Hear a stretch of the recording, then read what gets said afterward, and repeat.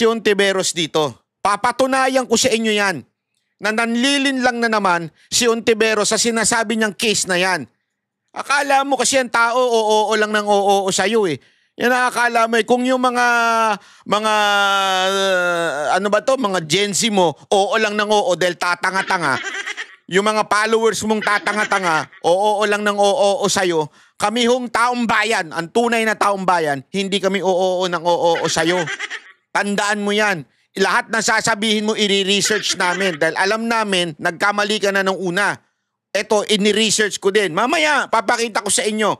Pero bago yan, bago ko sa inyo ipaliwanag ng gustong-gusto ko ano yung mistake na naman na yan na pinipilit ni Ontiveros. O sabi na natin very sabi nga ni pangalan nito ni Marcoleta, you're hoping for hope. Kasi malabo na. Malabo yan. Una, unanimous yan. O, sasabihin mo, yung unanimous mo, ibang konteksto naman tungkol sa talong yan. Talong. Kung titimbangin mo, napakalayo para i-compare mo sa unanimous decision dyan.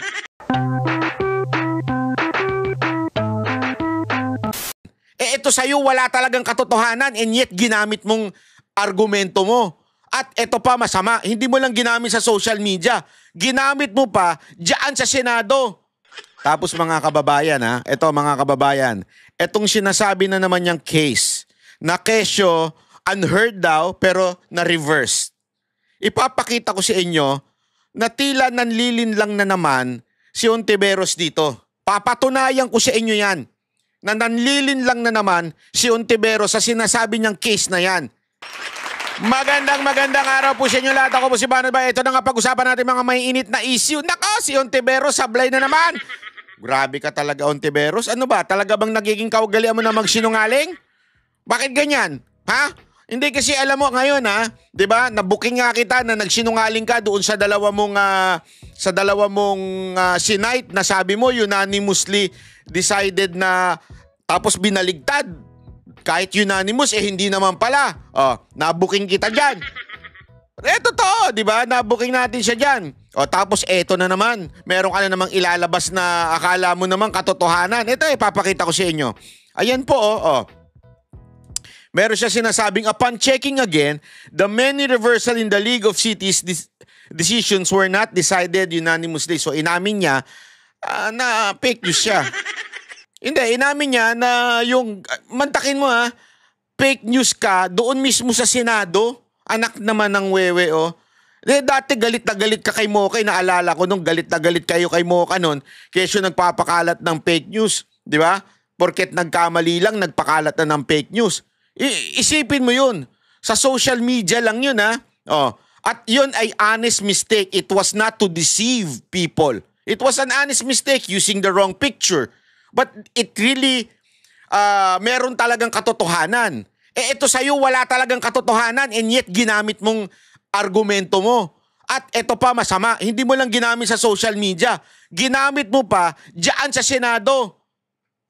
Na kung saan ang nagbabayad ng sahod ninyo ay aming mga tax. Ginamit mo sa function mo bilang senador. Di ba? So ibig sabihin yan, hindi, ito lang, simpleng-simple, napakasimple lang ngunyan. Ibig sabihin, ikaw talaga ang fake news, di ba? Yan ang totoo. Gago! Bintang-bintang ka pa nun? Mukhang nakakasanaya mo na fake news Hindi ako nagtatanong lang Dalawa kasi yan di ba? Tapos, yung kay Rene ba?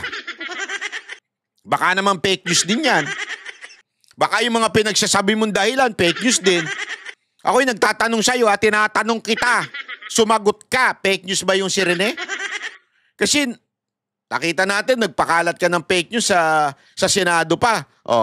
Nagsinungaling ka, nagkamali ka. Ang tanong, hindi ka kaya nagkamali doon kay Rene? Ako nagtatanong lang doon sa witness mo, hindi ka kaya nagkamali doon? Diba? Nagpapakalat ka na naman ng maling impormasyon. Ako nagtatanong lang Magdadayo lang ka pa, this is a reminder that no one is immune. Hindi. I-remind mo, sarili mo, wag mo kami idamay. Mali-mali ka. Tapos mga kababayan, ito mga kababayan, etong sinasabi na naman niyang case na kesyo unheard daw pero na-reverse. Ipapakita ko sa inyo na tila nanlilin lang na naman si Ontiveros dito. Papatunayan ko sa inyo yan na nanlilin lang na naman si Ontiveros sa sinasabi niyang case na yan. Akala mo kasi ang tao oo lang ng oo sa'yo eh. Yan ang akala mo eh. Kung yung mga ano ba to, mga Gen Z mo, oo lang ng oo dahil tatanga-tanga. Yung mga followers mong tatanga-tanga, oo lang ng oo sa'yo. Kami hong taong bayan, ang tunay na taong bayan, hindi kami oo ng oo sa'yo. Tandaan mo yan. Lahat na sasabihin mo, i-research namin. Dahil alam namin, nagkamali ka na nung una. Ito, ini-research ko din. Mamaya, papakita ko sa inyo. Pero bago yan, bago ko sa inyo ipaliwanag ng gustong-gusto ko ano yung mistake na naman na yan, na pinipilit ni Ontiveros, ipapakita ko muna sa inyo yung paliwanag ni Marcoleta. Para maintindihan nyo kung ano yung pinanggagalingan ng ating paliwanag. Pero actually, mas lalaliman pa natin. Kasi hindi na ako masyadong nilaliman ni Marcoleta Pero napakaganda ng kanyang sinabi dito. Panoorin nyo Halimbawa, biglang nagkaroon ng isang napakalaking milagro. Yung Supreme Court, 8 sa kanila, ni-reverse ang sarili. Okay. 8. Sinasabi niya kasi 180 degrees. may pagkakataong kanya namang Opo. nag-reverse unanimous. Naku, may nawang mali dyan, Sen, ha? Meron pong nawang mali. Hindi ako kumibo doon. Kasi, kumbaga sa, alam mo yung Jen, tayo kasi magsasaka Jen. Opo, Ang magsasaka, kung minsan, nagiging manging isda. okay. Magkahalo yun Kasi pagkatapos mo maitanim yan, may mga isdang Tama. May variety na kayo ng palay na hindi ka mag-isda ng hito kayo dalag. Para mahuli mo ngayon, meron kang silo. Hindi ko kasi alam sa Tagalog yung sa Kapampangan ang tawag namin balisasa. Balisasa? Alam ko kung ba't siya tumawa. Kasi sounds familiar yung balisasa Kaming mga lalaki lang ang nakakaintindi niyan. yung balisasa, isang ginawang pangsilo ng isda yun. Opo. Iuumang mo sa tubig yan. Lalo na yung medyo umaagos yan. Ngayon, yung isda, meron siyang option na pumasok. Matetempt siya na pumasok Kasi maglalagay ka ng doon Yes po. Okay. Pero may option siya, ha? Papasok kaya ako hindi? Ganun ko tinitingnan yung kahapon. Kahapon ba yun? Wednesday po, Wednesday. Isang araw. Opo. Isang araw. Sige, pumasok ka. Akala yung pumasok. Yung balisasa dyan, pagpasok mo ron, madaling pagpasok hindi ka makalabas. Kaya lang nakaganon yun yung parang pagpasok mo, pag mo, nakaano na yun. Kahit anong gawin mo doon, hindi ka na pwedeng lumabas. One way. Tingnan mo nangyari ngayon. Ang Supreme Court na nagsabi. Mali naman yung mga pinagsasabi mo. Kasi Sa madaling salita mga kababayan, sinasabi niya dito, na-trap si Ontiveros. sabihin niya yung League of Cities versus Comelec, napangiti na ako doon. Kasi kaya ako na inumag yun.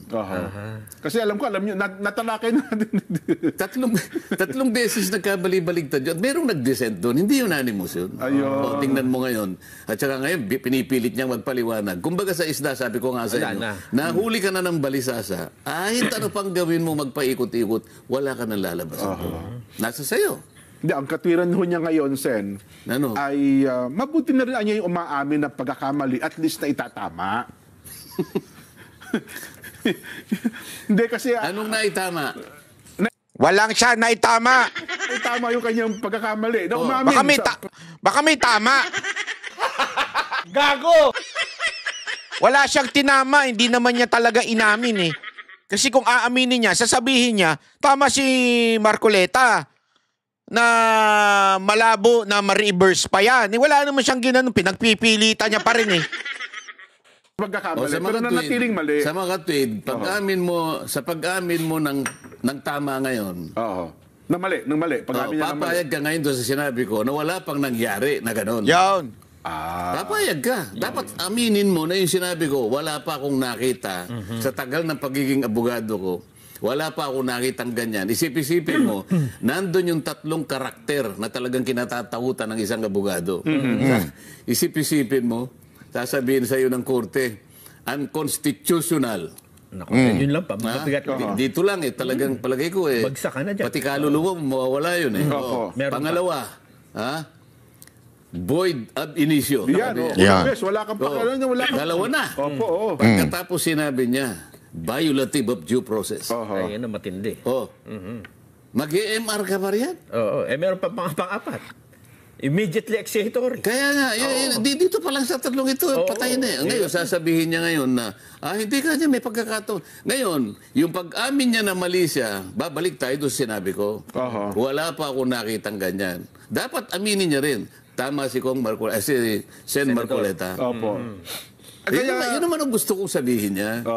Mukhang hindi po, Sen. Mukhang meron pa rin sa mga hinahanap ko meron sa statement Meron sa statement ba dyan?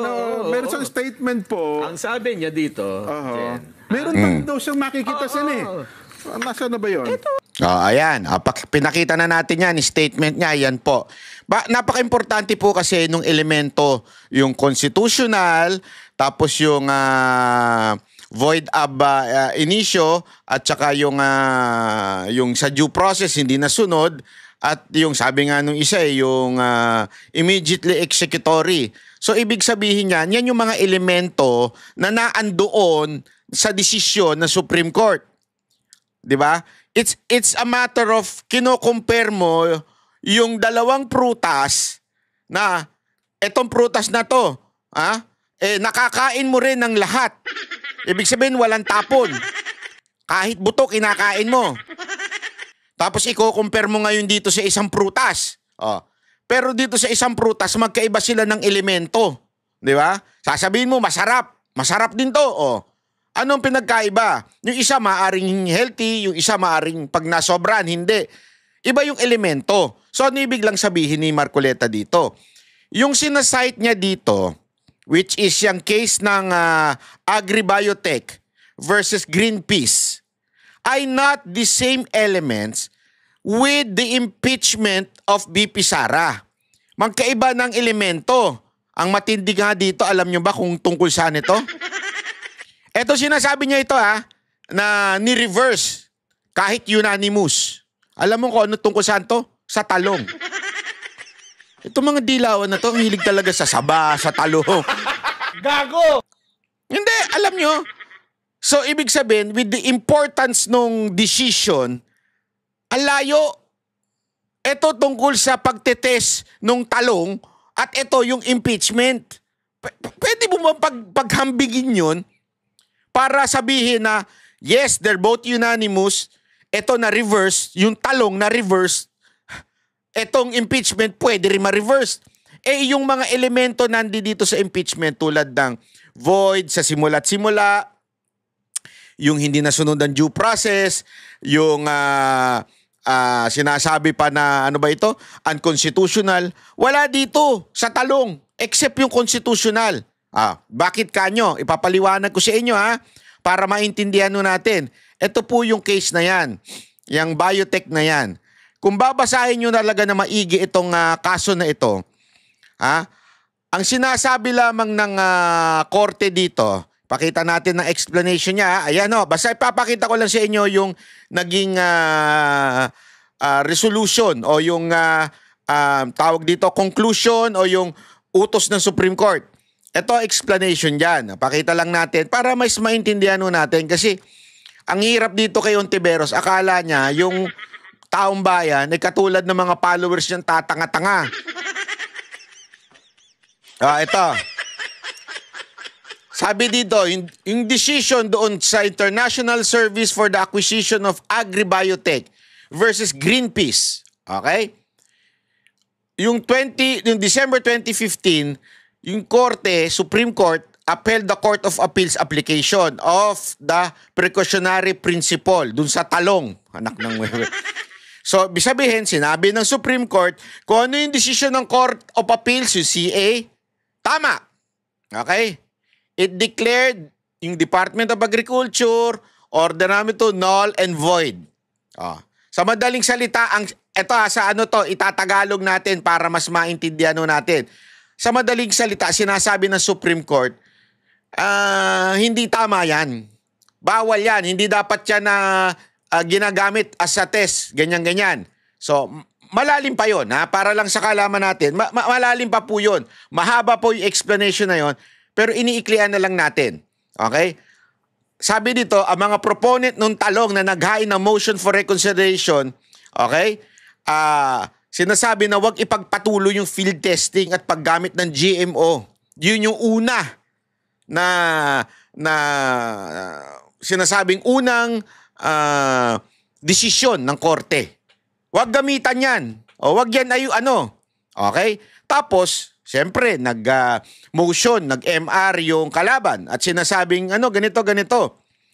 At ang nangyari nun, sabi dito, wala nang saysay yung kaso. Bakit? Tapos na kasi yung field trial. Tapos na po. Iyan yung tinatawag. Kaya kung titingnan ninyo, sabi dito, before the ruling could take full effect, yung BT Talong field trials had already ended. Tapos na. Kaya nga sabi dito, moot and academic na yan. Wala nang saysay, yung desisyon na yon. Kaya ni-reverse na lang ng Supreme Court. Sinabi na, hindi na, okay na yan. Kasi nga, tapos na po. Yung original decision ay tapos na. Kaya ni-reverse na lang ng Supreme Court. At sinabi ng Supreme Court, makikita ninyo dyan. Basahin nyo, ha? Arguing that the case had become moot and is no longer presented an actual controversy worthy of the judicial resolution. Non-judicial na ibig sabihin. Hindi na namin pwedeng pakialaman yan kasi tapos na. Kaya ni-reverse na yung decision. Wala na. Okay? So, para i-compare mo Ontiveros at pinagpipilita mo, ito unanimous to dati tapos ni-reverse. Kaya ni-reverse yan, una, tapos na. Sinabi rin ng Supreme Court na aside from the moot and academic na yan, non-judicial na yan, ibig sabihin, hindi na namin pwedeng pakialaman yan kasi nga tapos na. Utak. Etong sa kaso ni BP Sara Duterte, hindi pa tapos. Applicable pa ang desisyon ng Supreme Court. So, imposible. Sabi na natin, very, very, very, very, sabi nga ni pangalan nito, ni Marcoleta, you're hoping for hope. Kasi malabo na. Malabo yan. Una, unanimous yan. Sasabihin mo, yung unanimous mo, ibang konteksto naman tungkol sa talong yan. Talong. Kung titimbangin mo, napakalayo para i-compare mo sa unanimous decision dyan.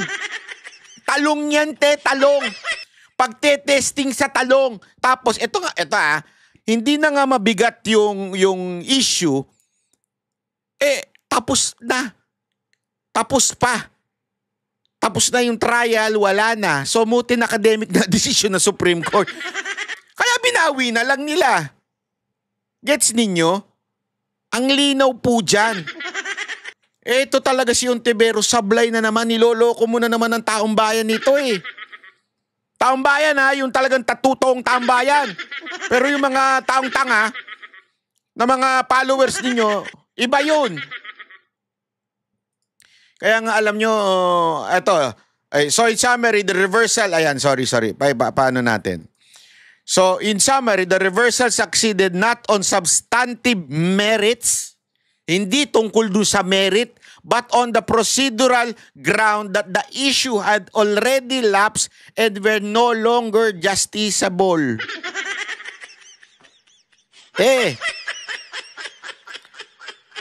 Kung ako sa'yo, sisantihin mo na yung assistant mo. Bigay ng palpak sa'yo. Hindi, alam naman namin na allegedly, binabasa mo lang lahat ng sinasabi mo Galing sa researcher mo, galing sa abogado mo. Wala mali sablay talaga Ikukumpara mo yun sa isang tapos na. Kaya nga binawi na ng Supreme Court yung decision nila kasi tapos na. Wala na, hindi na applicable, not justifiable nga sabi. Sorry, not justifiable. Ano ba yung exact term? Sandali. Justiciable. Ayun, non-justiciable. Yun ang paliwanag doon. So, please lang naman, huwag ka na magmagaling. Sablay ka na naman, niloloko mo na naman ang taong bayan nito sa ganitong ano eh. Ano ba? Ano to? Anong pautot mo niya yan? Oh. Anong pautot mo? At saka sabi ko nga, paulit-ulit din naman sinasabi ng ibang mga abogado din.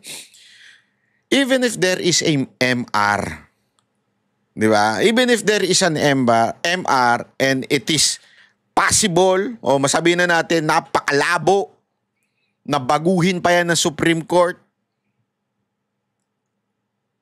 immediately executory.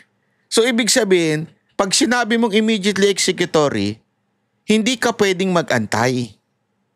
Kailangan mo na kagad i-apply, i-execute. Diba? Yun ang ibig sabihin ng immediately executor. You have to execute it kahit na may MR pa yan. So, palpak talaga ang argumento ninyong minority. Sama-sama kayo dyan. Sabi nga ni Chis Escudero, anti-Duterte lang talaga kayo. Gago!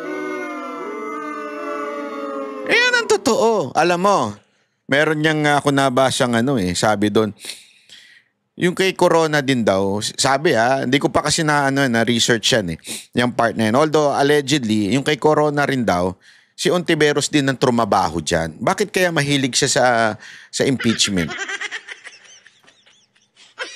Di ko alam. Pero may chismis din yung mga pumirma doon sa impeachment ni Corona. Chismis lang naman din to. Allegedly din. May mga napoles. Hindi, naalala nyo?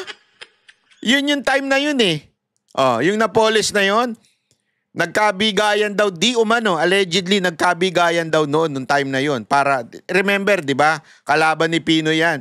So, that is something na need to be proved. Pero yun daw ang dahilan nun. Ngayon, madami bang pera ang Kamara?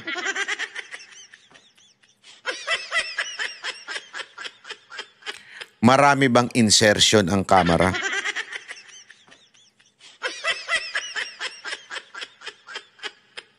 Malaki ba ang budget ng Office of the Speaker?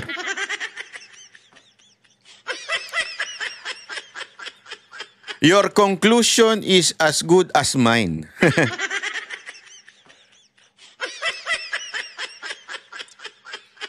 Yun lang sa akin. Kaya Ontiveros, alam mo, kung ako sa'yo, si Santi mo lahat ng mga staff mo, maghanap ka ng magaling-galing na magre-research. Sa bagay, kahit naman siguro magaling yung mga nagre-research niya, kung talagang sablay ka.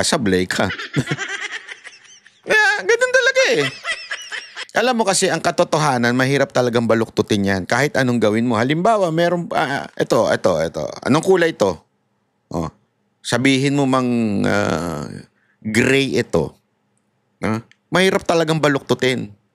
Puti ito di ba? So, hindi mo pwedeng sabihin gray ito, kulay pula ito, kulay blue. Kahit kulayan mo yan, di ba? Kahit labuan mo yung mata nung tumitingin, puti pa din yan. That's the truth. Yun ang sinasabi natin na stick on the truth. Bakit? Kasi kahit anong mangyari, lalabas at lalabas ang katotohanan. Di ba? Ayan, tulad niyan. Sumablay ka na, ngayon sablay ka pa rin. Kasi pinagpipilitan mo pa.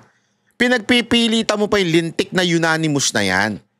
Iba ang konteksto niyang unanimous na decision ng Supreme Court diyan sa sinasabi mong, sa sinasabi mong yan, yung Greenpeace at saka yung agri-biotech o yung talong, iba yan doon sa impeachment ni VP Sara Duterte. Ang layo.